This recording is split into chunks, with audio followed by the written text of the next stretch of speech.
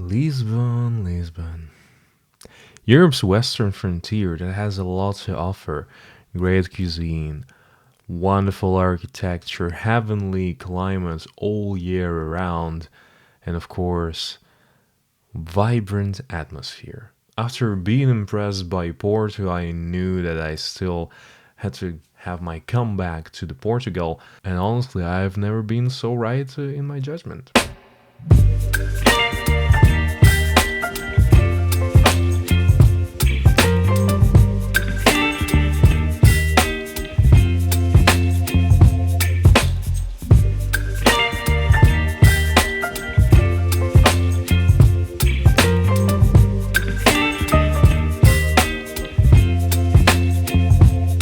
I kind of started to get those flashbacks, the cobblestone streets, some of these beautiful color tiled houses, which I believe the whole style called azulejos.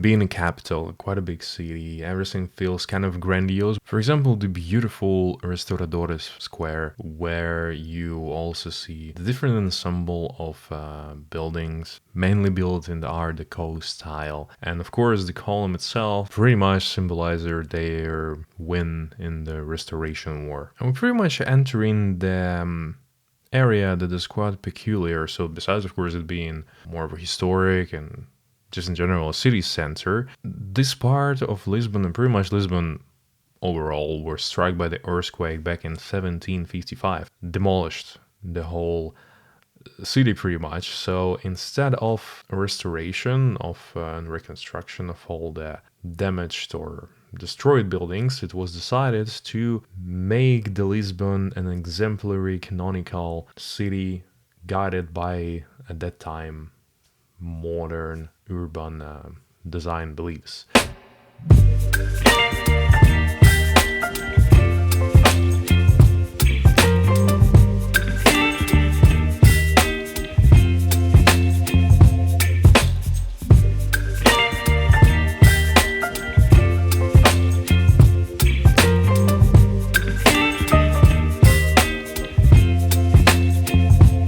Nevertheless, this particular neighborhood was also the first time where I encountered something that surprised me a lot. Trams, they not just look, but they are indeed dated from like 19th century or something like this. So those are really the OG trams that has been around there for almost 2 centuries. In addition to tram, there is something even more peculiar. And these were the elevators, literally.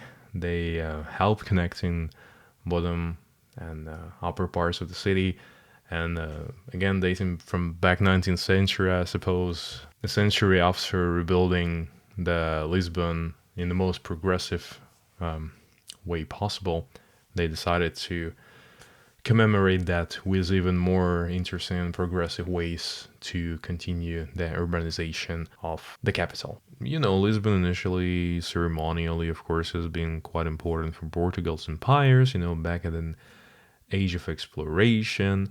That's where Vasco da Gama or Fernando Magellan, all of them were able to set out their sails in order to find some trade and glory for Portugal Empire in particular. So for this specific ceremonial reason, there has been one of the symbols of Lisbon, and it is a Belem Tower. And it's probably one of the things that actually survived the earthquake, because it is dated back in 16th century, so exactly the times of the Age of Exploration. And this tower actually appears on many pictures. Technically, it's defensive tower that's supposed to protect the entrance to the city from the sea, but most of the times it was the place where all these huge voyages were taking place from. And right nearby it, there is a Jeronimos Monastery, which is a great example of Manuelian architecture. Initially, before they decided to build this beautifully ornate monastery, there has been a church, but because the thing wasn't impressive enough, with the gold brought from the discoveries of those famous seafarers, the whole beautiful and incredibly nice building replaced that church. Lisbon is not just about the Lisbon, which is weird. But Lisbon is not just about the city center. There is quite some interesting places in the whereabouts of the Lisbon metropolitan area. And one of them was a must-visit place that I think everyone whom I asked about what to see in Lisbon recommended me straight away, and it was Sintra.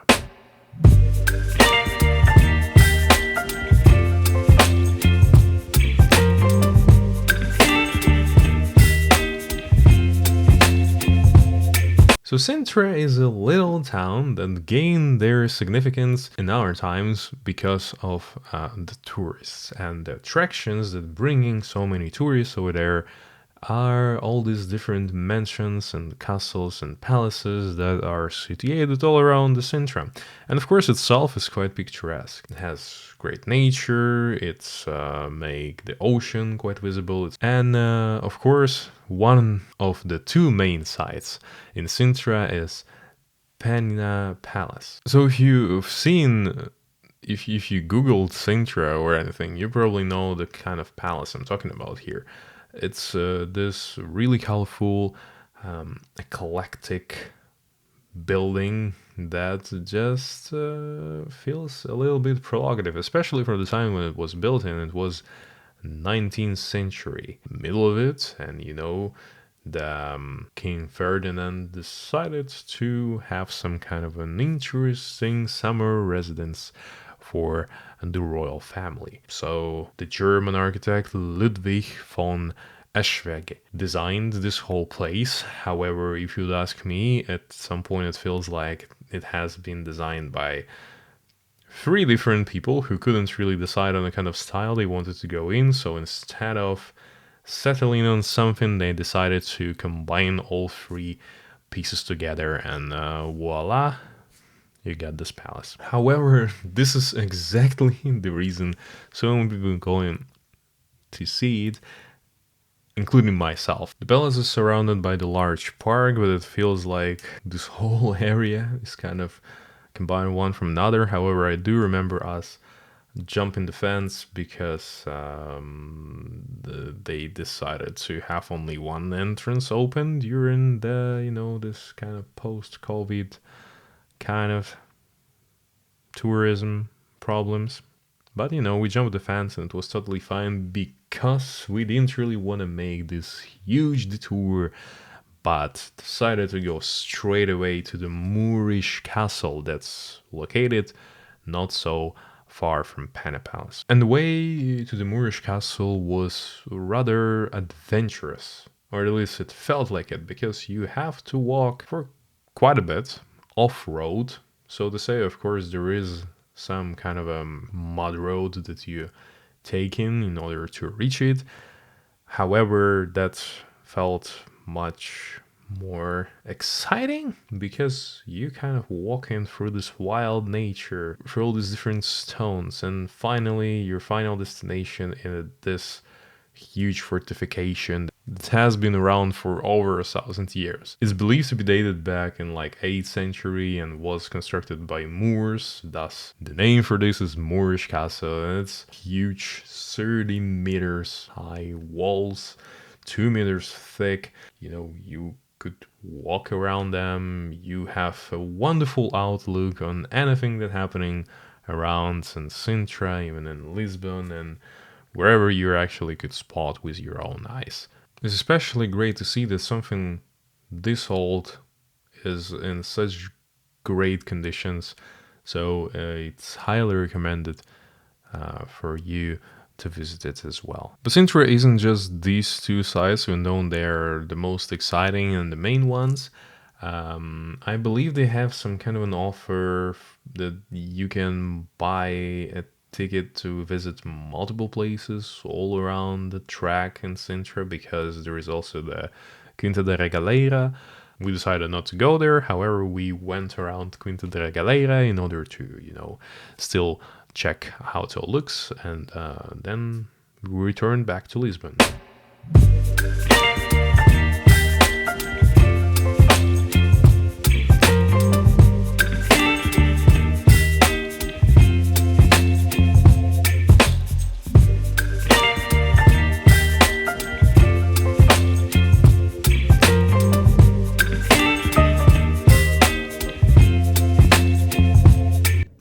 Lisbon, as already said, has a lot to offer in terms of food too.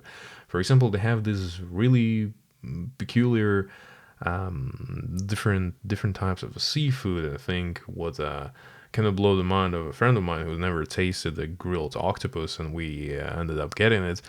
Was incredibly nice. Then I think we got something called the bacalhau, which is a codfish. Also was done wonderfully. We founded this family-run business, family-run cafe that serves really great food, and it's more of in the area where said Lisbon is located. Here I would put the name of this place, so it's highly recommended for you guys to visit. It's not an ad, it's just a nice tip, I suppose. And another thing that Portugal has been famous for, and that's something that you would notice in all the supermarkets, there are huge stacks of sardines. And I was not impressed by them. In Portugal, it's incredible. They have so many different types of sardines in terms of not like type in terms of them. In terms of the fish, but more in terms of how of different variations. So it's like in water, in olive oil, with some spiciness added to it, with some other additions. So you could find the perfect sardine for yourself, and there are even dedicated sardine shop that you could go pay a visit to.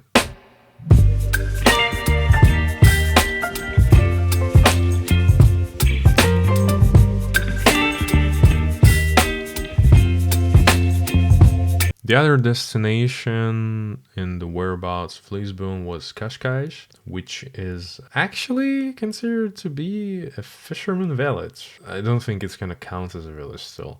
It's it's neat and tidy, has access to the ocean actually, so that's what we really got excited about to actually visit because of seeing an ocean.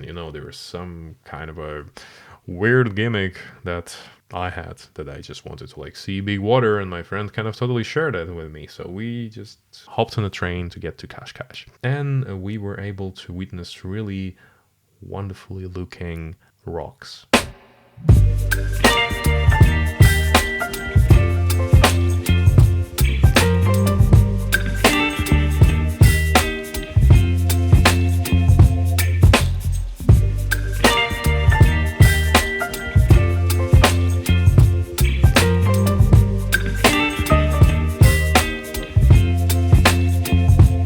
In addition to this, we've quickly walked through the fortress Nossa Senhora da Luz de Cascais and Santa Maria Lighthouse. Both look quite Portuguese. The lighthouse is decorated with all this blue and white tiles.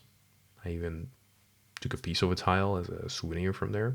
The fortress looks like a normal fortress, After visiting Porto, I realized this particular style that they are building the fortresses in order to help get a protection from the sea attacks. So this was just another great example of the same type of structure that was built back in the days. And I think that must be it. It has been, I think, 4 days packed with different activities, and I was really glad that we were able to get out of the city center and also witness Sintra and Cascais. It has been quite an interesting journey altogether, and I know that I, for example, didn't speak too much about the nightlife in Lisbon, which is also great, and maybe some other aspects that I didn't really mention a lot. So I hope you guys would give me some tips too.